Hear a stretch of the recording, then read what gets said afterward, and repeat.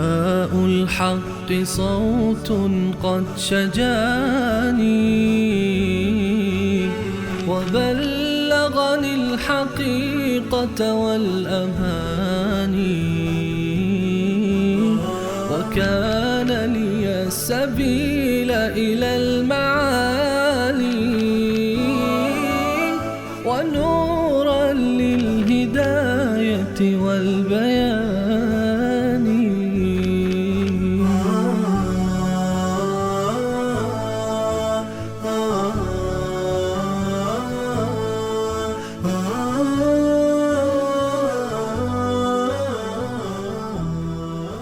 بسم الله الرحمن الرحيم.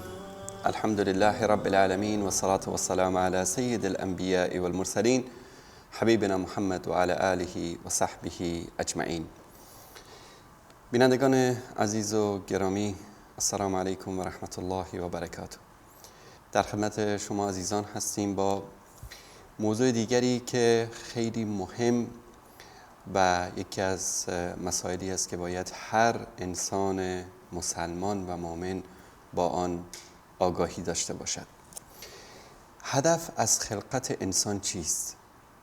این همه انسان هایی که در طی شاید میلیون ها سال در کره زمین زندگی کردند و الله سبحانه و تعالی برای هدایت این انسان ها هزاران پیامبر فرستاد، انبیا را فرستاد، رسولان معظمی را فرستاد که بر بعضی از اینها کتاب‌های آسمانی نازل شده است.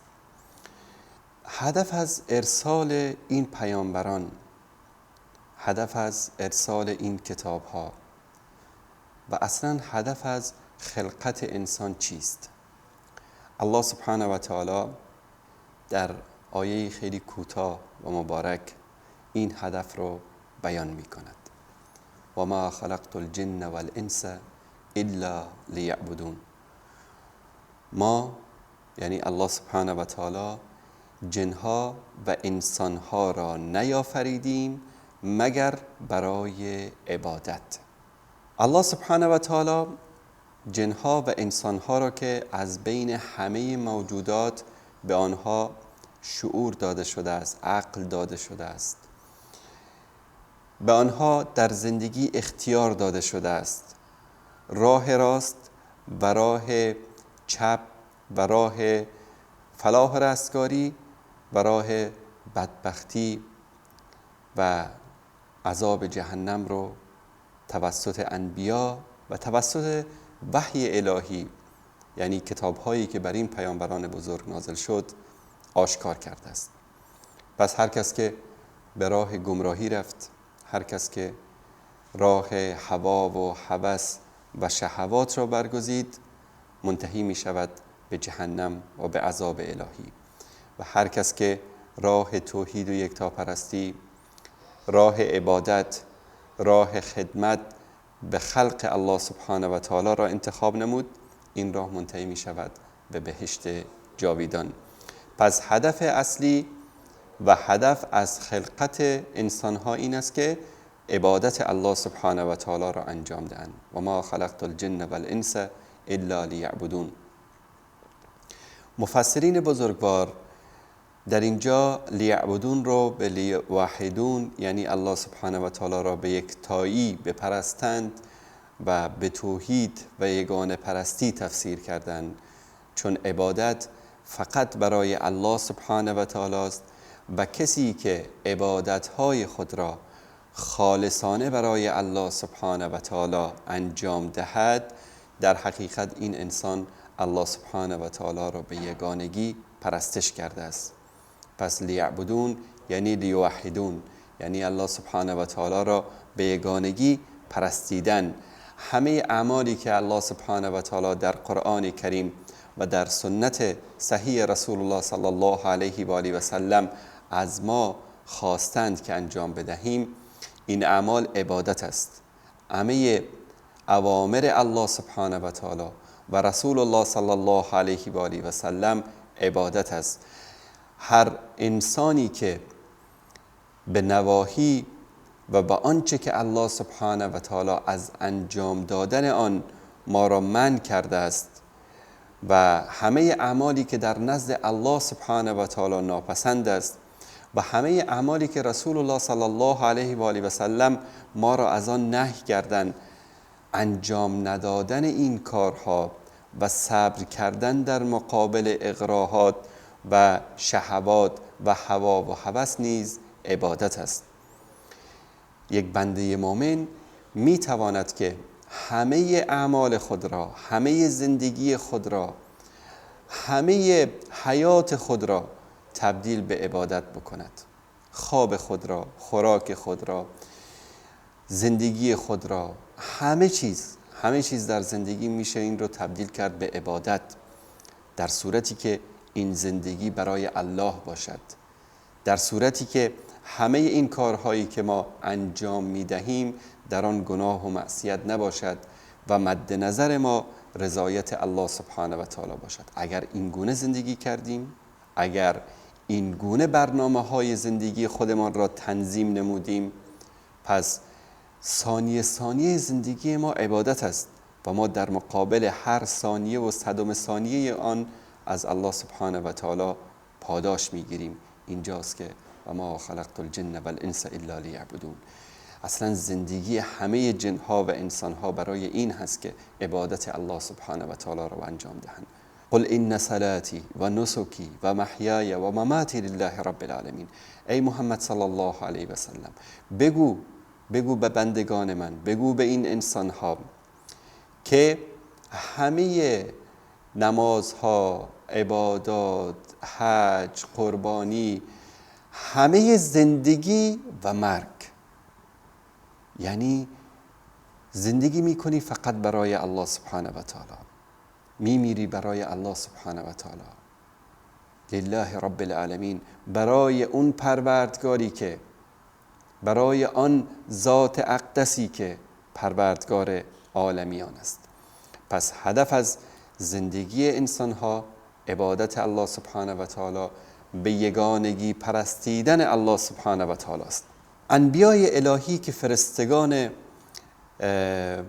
محبوب الله سبحانه و تعالی و فرستادگان الهی برای بشریت هستند نیز هدف اینها از همه دعوتشان درس توحید و یکتاپرستی برای انسانها بود. از آدم علیه السلام تا خاتم صلی الله علیه و آله و سلم، همه اینها هدفشان چی بود؟ که به انسانها درس توحید و یکتاپرستی بدهند، که انسانها را به این تشویق بکنند که پروردگارتان را به یگانگی بپرستید. هدف همه این انبیای الهی، منهج همه این انبیای الهی، نصاب همه این انبیای الهی و کتابهایی که بر اینها نازل شده و صحفی که بر اینها نازل شده این بود که توحید و یکتاپرستی الله سبحانه و تعالی را در بین بشر تبلیغ بکنند و مردم را به سوی توحید و یکتاپرستی راهنمایی نمایند. ما وقتی که سری به قرآن کریم بزنیم، مثلا در سوره اعراف آیه 59 الله سبحانه و تعالی در مورد نوح علیه السلام بیان می کند که لقد ارسلنا نوحا الی قومه، نوح را فرستادیم به سوی قومش. برای چی؟ برای اینکه آنها را چیکار بکند؟ به توحید و یکتاپرستی راهنمایی بکند. فقال، نوح علیه السلام فرمود یا قوم، ای قوم من، ای قبیله من، ای امت من، اعبدوا الله ما لكم من اله غیره. الله سبحانه و تعالی را عبادت بکنید، الله سبحانه و تعالی را پرستش بکنید که غیر از الله سبحانه و تعالی هیچ پروردگار دیگری برای عبادت و پرستش شایسته نیست. الله سبحانه و تعالی تنها ذاتی است که او سبحانه و تعالی لایق عبادت است. بعد از آن به قومش میگوید که انی اخاف علیکم عذاب یوم عظیم، من میترسم بر شما از عذاب روز بزرگ، روز بزرگی که در آن روز همه مخلوقات به پیشگاه الله سبحانه و تعالی حاضر میشوند، همه این تواغیت، همه این کسانی که من دون الله پرستیده می شدن، همه ستمگران، همه ظالمین، همه در پیشگاه الله سبحانه و تعالی در آن روز بزرگ حاضر می شوند و الله سبحانه و تعالی می فرماید لمن الملک اليوم، پادشاهی از آن کیست؟ صاحب اختیار این روز کیست؟ ملک دنیا و آسمان ها و زمین و آخرت از آن کیست؟ هیچ کس نمیتواند جواب بدهد. هیچ کس نمیتواند از عظمت و جبروت الله سبحانه و تعالی سر خود را بلند بکند. ذات اقدس الهی پاسخ میدهد لله رب العالمین، برای من است، برای من که پروردگار جهانیان هستم. الله سبحانه و تعالی صاحب اختیار، لایق عبادت، آفریننده، میراننده و همه اختیارات کون در دست الله سبحانه و تعالی است. نوح علیه السلام بیش از 900 سال، یعنی نزدیک 1000 سال قوم خود را دعوت کرد. دعوت به چی؟ ان اعبدوا الله، الله سبحانه و تعالی را عبادت بکنید، الله سبحانه و تعالی را پرستش بکنید. زحماتی که کشید، سختی هایی را که متحمل شد، شکنجه هایی را که از دست قومش دید، حتی به اندازه اینها طغیان کرده بودند که پیامبر الهی رو، کسی که اینها رو چیز دیگری از اینا نمیخواست، مثل این دین فروشان امروزی، آخوندها، ملای امروزی، پول نمیخواست، صدقه نمیخواست، خیرات نمیخواست، زکات نمیخواست، چیزی نمیخواست از این قوم. فقط از اینا میخواست که دست از این شرک و بت پرستی و کفر بردارید. ان اعبدوا الله، الله سبحانه و تعالی را عبادت کنید. اما این قوم در مقابل این پیامبر صبور الهی، در مقابل این پیامبر بزرگ الهی که بیش از 900 سال دعوت می کند قوم خود را. امروز دعوتگران ما اگر یک روزی زحمت بکشند در جایی و کسی را به سوی حق و حقیقت هدایت بکنن، خسته می شوند. چند دقیقه نصیحت کردن خسته می شوند. یک روزی زحمت کشیدن در جایی خسته می شوند. اندکی مشکلات و سختی ها را در راه دعوت دیدن خسته می شوند. پیامبر الهی بیش از 900 سال، یعنی شما تصور بکنید چند نسل ما انسان ها، این پیامبر الهی دعوت می کند اینها را به سوی توحید. یک هدف دارد، ان اعبدوا الله، الله سبحانه و تعالی را عبادت کنید، الله سبحانه و تعالی را بپرستید. اما این قوم طغیان می کنند، سرکشی می کنند، تا اینکه عذاب الهی، اون روز بزرگی که نوح علیه السلام به آنها وعده داده بود، آن روز فرا می رسد. از آسمان و زمین عذاب الهی اینا را در بر می گیرد. از همه جا آب فواره می زند، از آسمان آب می بارد، همه ملک و مملکت و دنیا رو آب فرا می گیرد. سیل عظیمی، آب خروشانی که هیچ پناهگاهی نیست. آنهایی که فکر می‌کردن که حتما به مرتفعات برن، به کوه‌ها برن، به کوهپایه‌ها برن نجات پیدا می‌کنن، اونها هم غرق شدن. در بین غرق شدگان پسر نوح علیه السلام بود که وقتی پدرش فریاد میزند که ای پسرم بیا در این کشتی با ما سوار شو، بیا الله سبحانه و تعالی را به یگانگی بپرست، اما پسرش طغیان میکند، میگوید که من به کوه میروم با امید اینکه در آنجا نجات پیدا بکند. اما عذاب الهی همه زمین را در بر میگیرد. غیر از مؤمنانی که در کشتی با نوح علیه السلام سوار شده بودند، بقیه همه کفار، بقیه همه مشرکین نابود میشوند. و آن وعده الهی بعد از این همه صبر و تحمل، بعد از این همه دعوت و زحمتی که نوح علیه السلام کشیده بود محقق شد و این قوم گرفتار عذاب الهی شدند. در طول همه این مدت نوح علیه السلام با صبر و تحمل و شکیبایی قوم خود را به سوی این دعوت میکرد که بگویید لا اله الا الله، هیچ معبود برحق و شایسته عبادت غیر از الله سبحانه و تعالی نیست. وقتی که به زندگی بقیه پیامبران نیز نظر بکنیم، همه را میبینیم که هدفشان و پیامشان همین بوده است. مثلا در همین سوره اعراف آیه 65 الله سبحانه و تعالی در اینجا برای ما واضح و آشکار در مورد قوم عاد که هود علیه السلام را به سوی آنها فرستاده بود می‌فرماید که و الی عاد اخاهم هودا قال یا قوم اعبدوا الله ما لكم من اله غیره افلا تتقون. و به سوی قوم عاد هود علیه السلام را فرستادیم، این پیامبر بزرگ الهی. دعوت هود علیه السلام چی بود؟ ای قوم من، ای قبیله من، ای نزدیکان من، الله سبحانه و تعالی را عبادت کنید، الله سبحانه و تعالی را بپرستید، الله سبحانه و تعالی را به یگانگی قبول کنید و بپرستید. این دعوت هود علیه السلام بود. اما جز تعداد اندکی از این قوم ظالم و ستمگر کسی دیگری به دعوت این پیامبر بزرگ الهی لبیک نگفت. همه سختی هایی که اینها کشیدن در مقابل ظلم و جور و خیانت و اذیت و آزاری که قوم هود و قوم نوح علیه السلام به آنها چشاندند، اینها با صبر و تحمل فقط به آنها میگفتند که ای قوم الله سبحانه و تعالی را عبادت کنید، الله سبحانه و تعالی را بپرستید، الله سبحانه و تعالی را به یگانگی یاد بکنید. این بت‌هایی که میپرستید، این کسانی که من دون الله از آنها میخوانید، اینها لایق عبادت نیستند، اینها لایق پرستش نیستند، اینها اختیاری ندارند، اینها نمیتوانند به شما کمک بکنند. ذاتی که شما را خلق کرده است، ذاتی که شما را از عدم به وجود آورده است.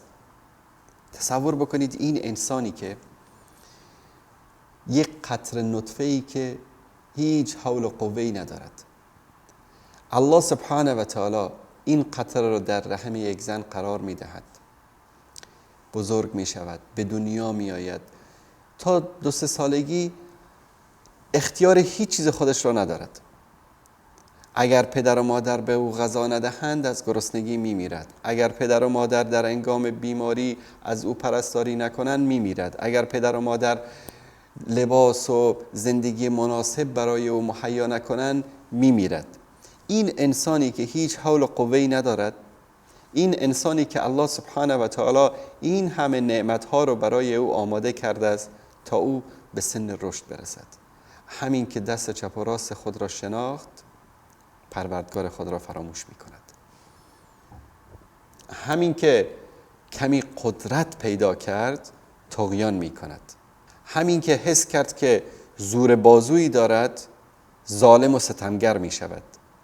هدف انبیای الهی این بود که به این انسان بگویند که تو اگر هر چقدر قدرت داری، اگر هر چقدر می توانی ظلم بکنی، ستم بکنی، زور داری، سلطه داری، تو بنده ناچیزی در نزد الله سبحانه و تعالی هستی.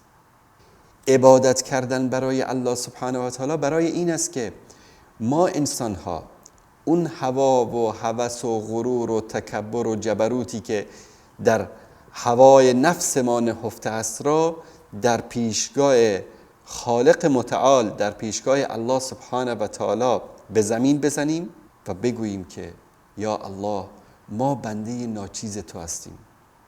باور بکنید همین انسان‌های ظالم و ستمگر با یک پشه‌ای که یعنی اگر انسان بخواد در بین 2 انگشت این پشه رو له کند شاید اثری از این پشه نماند غیر از لکه خون. همین یک پشه میتواند انسانی به این بزرگی و به این عظمت و به این زور و به این قوت رو نابود بکند. یک پشه. اینجاست که انسان باید به این یقین برسد و با تمام وجود خود این باور رو داشته باشد که خالقی است که او صاحب اختیار همه دنیاست.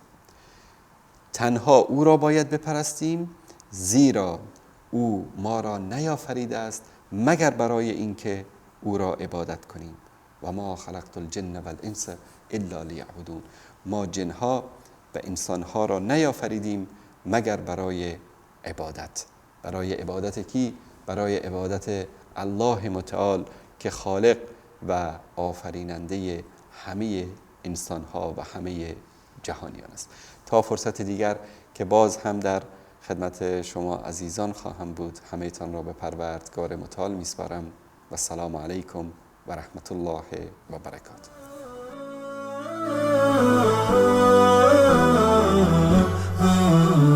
نداء الحق صوت قد شجاني وبلغني الحقيقة والأماني